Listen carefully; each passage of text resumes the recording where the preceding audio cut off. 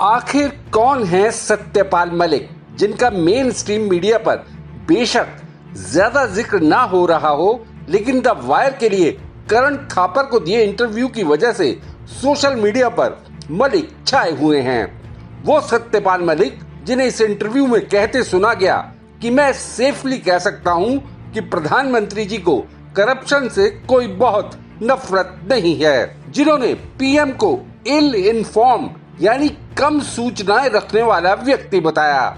वो सत्यपाल मलिक जिन्होंने पुलवामा केंद्र सरकार की लापरवाही का नतीजा बताया। मलिक के मुताबिक प्रधानमंत्री मोदी ने उस वक्त उन्हें चुप रहने के लिए कहा था। मलिक ने इस इंटरव्यू में ये भी कहा कि राष्ट्रपति के साथ मुलाकातियों की लिस्ट भी पीएमओ से तय की जाती है कि किससे मिलना है और किससे नहीं। 77 साल के सत्यपाल मलिक कहने को अब भी बीजेपी से जुड़े हैं और इसी पार्टी की सरकार और प्रधानमंत्री पर गंभीर सवाल उठा रहे हैं। आखिर वो जम्मू कश्मीर का गवर्नर रहते वक्त सार्वजनिक तौर पर क्यों नहीं बोले थे, जैसे कि अब मुखर हैं।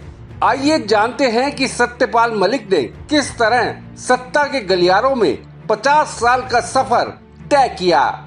मेरठ कॉलेज छात्र संघ अध्यक्ष के नाते छात्र नेता के तौर पर मलिक ने 70 के दशक में शुरुआत की। सत्यपाल मलिक खुद को लोहियावादी बताते हैं। 1974 में चौधरी चरण सिंह के भारतीय क्रांति दल की टिकट पर बागपत विधानसभा का चुनाव मलिक ने लड़ा और महज 28 साल की उम्र में विधानसभा पहुंच गए।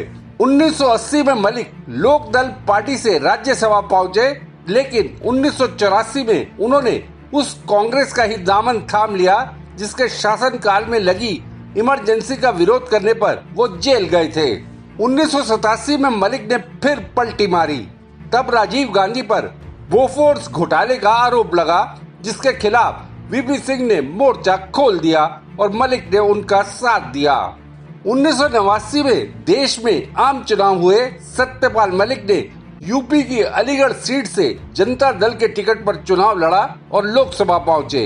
1996 में मलिक समाजवादी पार्टी से जुड़े और अलीगढ़ से चुनाव लड़ा, लेकिन बुरी तरह हारे। खुद को लोहियावादी बताने वाले मलिक करीब 3 दशक तक समाजवादी विचारधारा से जुड़े रहने के बाद 2004 में बीजेपी में शामिल हुए और अपने मेंटर चौधरी चरण सिंह के बेटे अजीत सिंह के खिलाफ बागपत से चुनाव लड़ा और तीसरे नंबर पर रहे।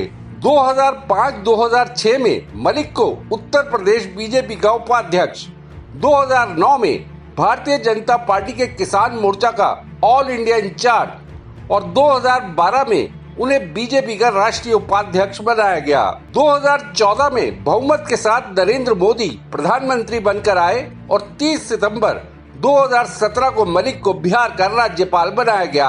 करीब 11 महीने बिहार का राज्यपाल रहने के बाद अगस्त 2018 में मलिक को जम्मू कश्मीर का राज्यपाल नियुक्त किया गया। सत्यपाल मलिक के कार्यकाल में ही जम्मू कश्मीर में विधानसभा भंग हुई, जिसके बाद सारा एडमिनिस्ट्रेशन उनके हाथ में आ गया।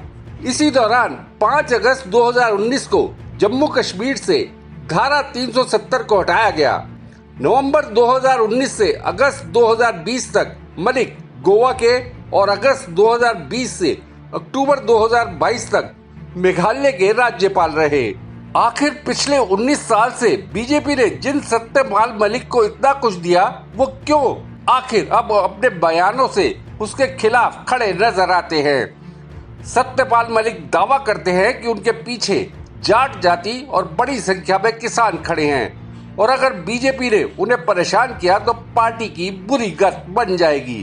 तो क्या 2024 चुनाव से पहले मलिक बड़े किसान नेता के तौर पर अपनी ब्रांडिंग के लिए इस तरह के तेवर अपना रहे हैं? क्या वो चाहते हैं कि बीजेपी उनके खिलाफ एक्शन ले, जिससे वो विक्टिम कार्ड का इस्तेमाल कर सके?